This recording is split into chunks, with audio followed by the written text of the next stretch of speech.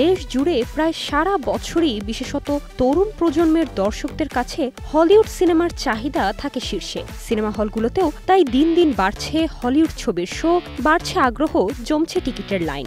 এবার একসঙ্গে হলিউডের 4টি সিনেমা চলছে বাংলাদেশের প্রেক্ষাগৃহ স্টার সিনেপ্লেক্সে। ভিন্ন ঘরানার এই ছবিগুলোতে রয়েছে সাসপেন্স, সাইফাই, হরর আর বন্ধুত্বের গল্প।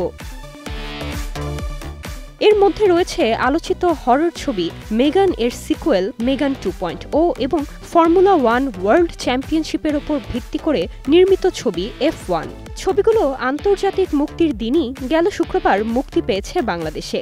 অন্য দুটি সিনেমার একটি হলো জনপ্রিয় অ্যানিমেটেড সিরিজের live action remake how to train your dragon, আরেকটি ফাইনাল ডেস্টিনেশন ফ্র্যাঞ্চাইজির নতুন ছবি ফাইনাল ডেস্টিনেশন ব্লাড লাইন্স। মেগান 2.0 টেকনো থ্রিলার ঘরানার এই ছবিতে ফিরে এসেছে ভয়ঙ্কর এআই রোবট মেগান।